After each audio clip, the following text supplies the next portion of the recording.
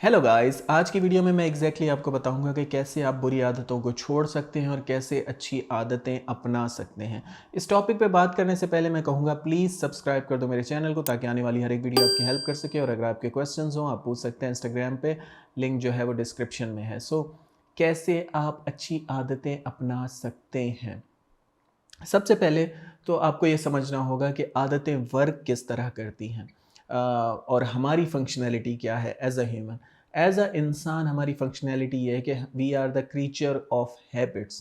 Creature of habits कहा जाता है, यानी कि हम एक एक्शन से ज़िंदगी में कामयाब नहीं होते, हम रिपेटिटिव एक्शन से कामयाब होते हैं। और कोई भी काम जो हम रिपेटिटिवली करने लग जाएं वो हमारी आदत बन जाता है, चाहे वो बुरा हो या अच्छा हो। अगर आप बुरी आदत को रिपीट करते रहेंगे, फॉर एग्जांपल आपने आज झूठ बोला, कल झूठ बोला, परसों झूठ बोला, तो आपको आदत पड़ जाएगी झूठ बोलने की।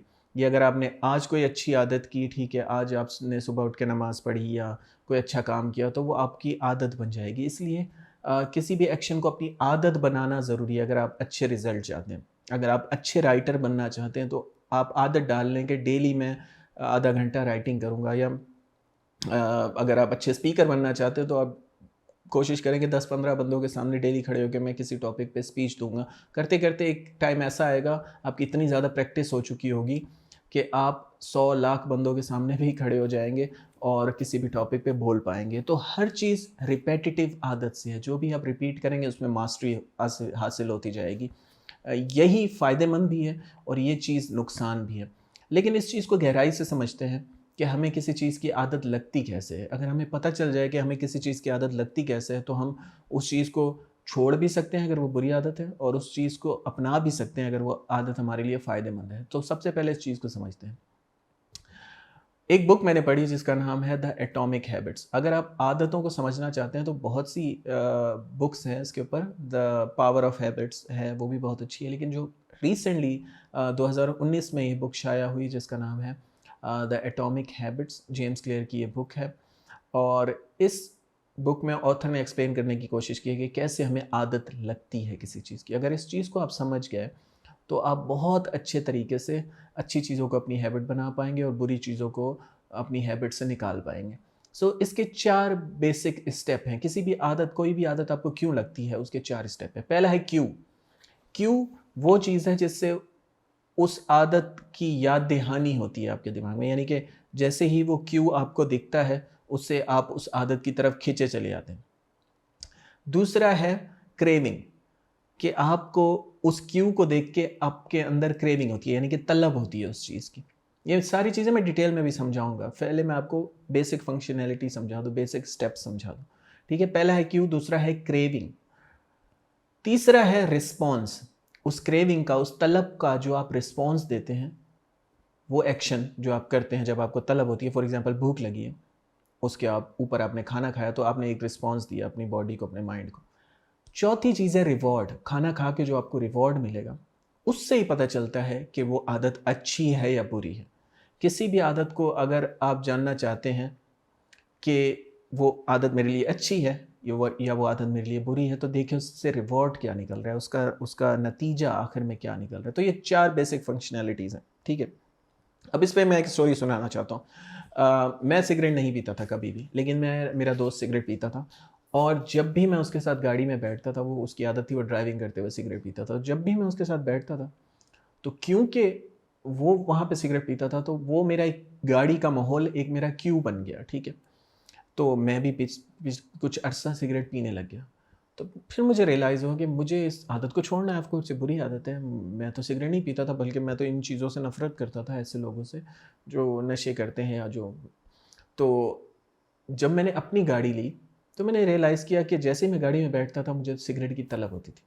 तो गाड़ी का जो माहौल था, इंटीरियर एटमॉस्फेयर, उसने एक क्यू क्रिएट कर दिया था। फॉर एग्जांपल, अगर आप दरवाजे के ऊपर वेट लिफ्टिंग वाला, वेट पुलिंग वाला, यानी कि एक्सरसाइज करने वाला वो एक डंडा टाइप होता है, अगर वो लगा दें आप, तो आपको याद नहीं करना पड़ेगा कि आपको एक्सरसाइज करनी है। आप जब भी दरवाजे से गुजरेंगे आपका दिल करेगा और आप 3-4 पुलअप लगा ही लेंगे डेली।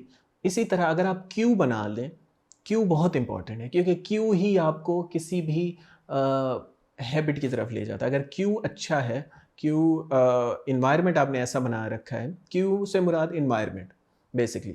तो अगर इन्वायरमेंट आपने ऐसा बना लिया है, फॉर एग्जांपल आप जिस बिस्तर पे सोते हैं, अगर आपने साथ में मोबाइल रखा हुआ है तो चांसेस ये हैं कि आप सोने से पहले 3-4 घंटे मोबाइल पे रील्स देखते रहेंगे। लेकिन अगर आप ये आदत बना ली है आपने कि मैं मोबाइल दूसरे कमरे में रख के सोऊंगा और किताब साथ में रख के सोऊंगा, तो चांसेस ये हैं कि सोने से पहले शायद आप किताब पढ़ेंगे। तो अक्सर लोग, ऑथर ने ये भी कहा है बुक में कि आप इस तरह की एक्सरसाइजेस कर सकते हैं। फॉर एग्जांपल कि आप जिम की क्लोथिंग पहन के, अगर आपको सुबह जिम जाना है तो आपको पहले से क्यू तैयार रखना है। रात को ही आप वो जिम वाली क्लोथिंग पहन के सो जाएँ तो चांसेस ये हैं कि सुबह आप जिम चले जाएँगे। या अगर आपका जिम घर से दूर है तो वो क्यू क्रिएट करने में मुश्किल होगी। तो अच्छी आदत के क्यूज़ जो हैं वो करीब रखें।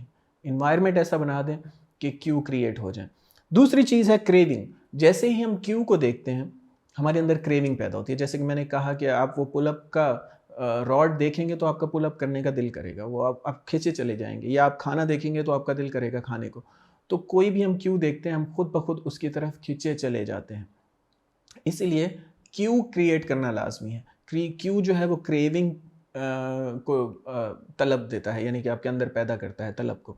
और रिस्पॉन्स फिर उसका क्या होता है कि आप फॉर एग्ज़ाम्पल आपके सामने अगर सुबह-शाम खाना पड़ा रहे तो आपका खाने को दिल करता है। इसलिए ज़्यादातर जो ड्रग्स डीलिंग करते हैं, मैंने अक्सर डॉक्यूमेंट्रीज़ देखी हैं, वो खुद इन द एंड नशों में पड़ जाते हैं। क्योंकि सुबह-शाम जब आप अपने सामने इधर से उधर ड्रग्स कर रहे हैं तो आपका भी दिल करता है कि मैं भी करने लग जाऊँ, और फिर आप खुद भी करने लग जाते हैं।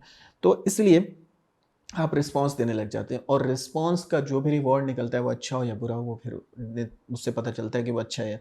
तो अब आपको समझ आ रही होगी कि कोई हैबिट किस तरह क्रिएट होती है। इसीलिए जब भी आपका दिल करे, किस इंसान को आप मिस कर रहे हैं, तो सोचें कि क्या क्यों ऐसा क्रिएट हुआ है जिससे मैं उसको मिस करने लगा हूँ। समटाइम्स क्यों क्रिएट होता है, फॉर एग्जांपल आपने उनकी कोई डीपी देख ली, उनका कोई स्टेटस देख लिया, आपका दिमाग ख़राब हो जाता है, आपका दिल करता है अभी-अभी कॉल करूँ, मैसेज करूँ। आप ये नहीं समझ रहे कि ये क्यों क्रिएट हुआ है, इसलिए मैं स्टॉकिंग से मना करता हूँ। इसलिए मैं मना करता हूँ कि स्टॉकिंग मत किया करें, पुरानी चैट्स को मत पढ़ा करें। इससे आपका और दिल करता है उनसे बात करने का, और इससे आप अपने ऊपर कंट्रोल नहीं रख पाते। तो किसी भी अच्छी आदत को पैदा करने के लिए अच्छे क्यूज़ बनाएँ, किसी बुरी आदत को निकालने के लिए अपनी लाइफ़ से मुश्किल क्यूज़ बनाएँ, ठीक है? ताकि आप करें ही ना। तो that's it for today. Thanks for watching guys. You have a good day.